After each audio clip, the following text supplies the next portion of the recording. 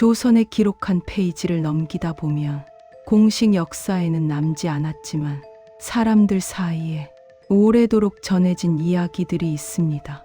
오늘은 그 중에서도 기생의 노래 하나로 무너진 사대부 가문 이야기를 들려드리고자 합니다. 조선 중기 한양 북촌에 자리한 김판서의 가문은 3대째 벼슬이 끊이지 않는 명문가였습니다. 대대로 청백리의 명성을 이어온 집안이었고 선조들은 모두 사직을 위해 헌신했다는 칭송을 들어왔지요. 그래서 김판서는 자신의 가문을 자랑스러워했습니다. 집안의 누구도 권력을 탐하지 않았고 언제나 도리와 명분을 앞세웠다고 믿었으니까요. 그런 김판서의 육순을 맞아 가문에서는 성대한 잔치를 열었습니다. 조정의 고관들이 모여들었고 인근 사대부들까지 축하를 위해 발걸음을 했습니다. 연회는 화려했습니다. 식상은 풍성했고 기생들이 불러낸 풍류는 밤을 수놓았지요. 그날 저녁 청운이라는 이름의 기생이 자리에 올랐습니다. 그녀는 한양에서 손꼽히는 명기였습니다. 목소리는 맑았고 가야금 솜씨는 그 누구도 따를 수 없을 만큼 뛰어났다는 평을 들었지요. 김판서는 잔치를 빛내기 위해 일부러 그녀를 초대한 것이었습니다. 청운은 자리에 앉아 가야금 줄을 튕겼습니다. 잔치 분위기에 어울리는 밝은 곡조가 울려 퍼졌습니다. 사람들은 술잔을 기울이며 흥겹게 들었습니다. 그러나 몇 곡이 지나고 청운은 전혀 예상치 못한 노래를 부르기 시작했습니다. 노랫말은 처음에는 평범했습니다. 달빛과 강물, 피어나는 꽃에 관한 이야기였지요. 그러나 곡이 깊어지면서 가사는 묘하게 변해갔습니다. 청백리의 얼굴 뒤에 숨겨진 욕심, 관직을 얻기 위해 나눈 은밀한 거래, 그리고 권력을 지키기 위해 짓밟은 이들의 원한. 노래는 그 모든 것을 은유로 담아냈습니다. 처음에는 아무도 알아채지 못했습니다. 그저 기생이 부르는 평범한 노래려니 생각했지요. 하지만 김판서의 얼굴이 굳어지기 시작했습니다. 그의 아들 역시 잔을 든 손을 멈췄습니다. 노래 속 이야기는 너무나 구체적이었습니다. 마치 그 집안의 누군가가 직접 전해준 듯한 세밀함이 있었습니다. 청운은 끝까지 노래를 불렀습니다. 그리고 마지막 가야금 소리가 사라지자 자리는 고요해졌습니다. 아무도 박수를 치지 않았습니다. 어색한 침묵만이 흘렀지요. 김판서는 아무 말 없이 자리에서 일어났고 곧 연회는 어수선하게 끝이 났습니다. 그날 밤 이후 가문에는 이상한 일들이 일어났습니다. 먼저 김판서의 아들이 조용히 물었습니다. 아버지에게, 그리고 집안의 어른들에게 노래 속 이야기가 사실이냐고, 청백리의 명성 뒤에 정말 그런 일이 있었느냐고. 처음에는 모두 부정했습니다. 헛소문이라고, 기생의 농간이라고 말했지요. 하지만 의심은 쉽게 사라지지 않았습니다. 가문 내에서 소곤거림이 시작되었습니다. 누군가는 과거 어떤 관직이 이상하게 주어졌던 일을 떠올렸고, 또 누군가는 집안에서 갑자기 사라진 문서들을 기억해냈습니다. 작은 의심들이 모이면서 불씨는 커져만 갔습니다. 소문은 가문 밖으로도 퍼져나갔습니다.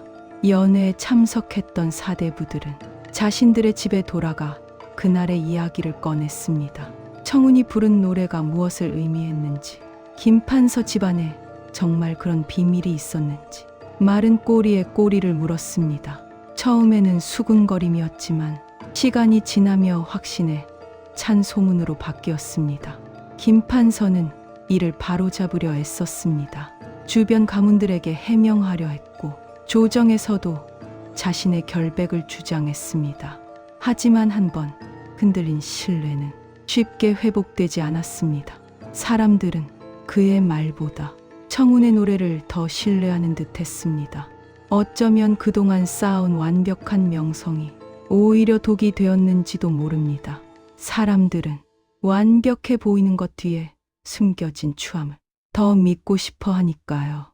가문 내부는 더욱 어지러워졌습니다. 김판서의 아들은 아버지를 더 이상 신뢰하지 못했습니다.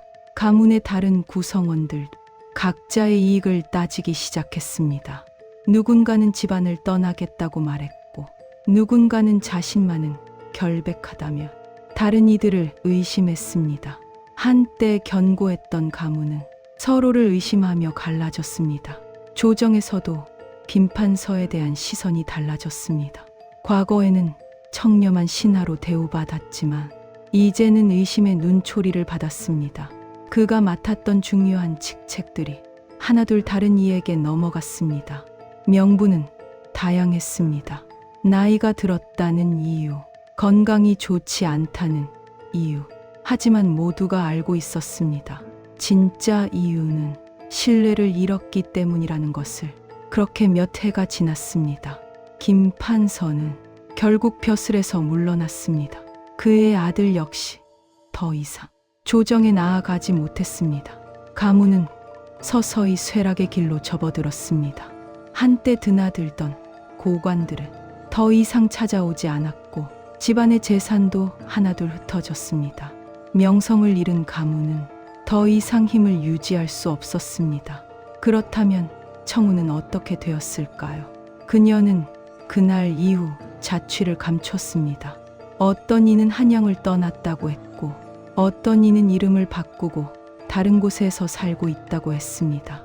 그녀가 왜 그런 노래를 불렀는지, 누구에게 그 이야기를 들었는지는 끝내 밝혀지지 않았습니다. 다만 사람들 사이에서는 이런 이야기가 돌았습니다. 청운의 어머니가 과거 김판서 집안에 널루된 일로 억울하게 죽었다는 것. 그래서 딸이 복수를 위해 그 노래를 준비했다는 것. 하지만 이 역시 확실한 것은 아니었습니다. 누군가의 추측일 뿐이었지요. 어쩌면 청운은 단지 진실을 노래한 것뿐이었을지도 모릅니다. 권력 뒤에 숨겨진 욕망, 명예 뒤에 가려진 부끄러움, 그것을 세상에 드러낸 것이지요. 노래는 거짓말을 하지 않습니다. 가야금 줄은 진실만을 울리니까요. 김판서의 가문은 결국 역사에서 잊혔습니다. 공식 기록에는 그저 한때 명성을 떨쳤던 집안 정도로만 남았습니다. 어떻게 몰락했는지, 왜 사라졌는지는 자세히 기록되지 않았습니다. 다만 민간에서는 이 이야기가 계속 전해졌습니다. 기생의 노래 하나로, 무너진 사대부 가문의 이야기로, 이 이야기를 듣는 사람들은 저마다 다른 교훈을 얻었을 것입니다. 어떤 이는 권력의 허망함을 느꼈을 것이고, 어떤 이는 진실의 무게를 깨달았을 것입니다. 또 어떤 이는 명예란 것이 얼마나 쉽게 무너지는지 알게 되었겠지요. 결국 가문이 무너진 것은 노래 때문이 아니었습니다. 노래는 단지 이미 있던 균열을 드러냈을 뿐입니다. 진짜 원인은 그 안에 숨겨져 있던 거짓과 위선이었습니다. 아무리 높은 담을 쌓아도, 아무리 화려한 옷을 걸쳐도 안이 썩으면 결국 무너지는 법입니다. 청운의 노래는 그저 시작이었습니다.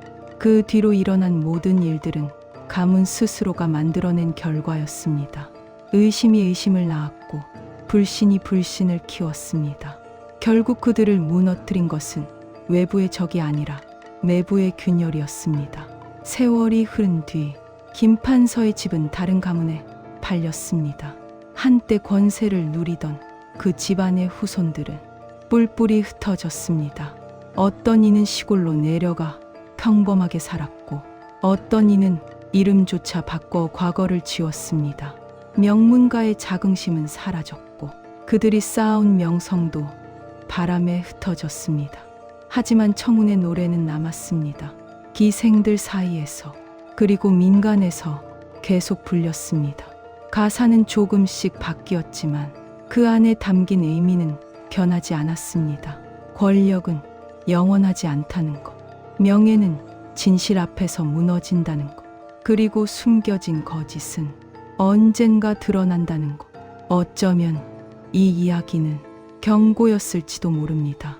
보이는 것만으로 사람을 판단하지 말라는, 완벽해 보이는 것 뒤에 무엇이 숨어 있는지 살펴보라는, 그리고 무엇보다 자신이 쌓아올린 것이 진실 위에 서 있는지 돌아보라는. 역사는 기록으로 남지만 야사는 사람의 기억으로 이어집니다. 오늘 이야기 역시 그 중 하나였습니다. 이 이야기가 마음에 드셨다면 좋아요와 구독 부탁드립니다. 다음에도 더 흥미로운 조선의 이야기로 찾아뵙겠습니다.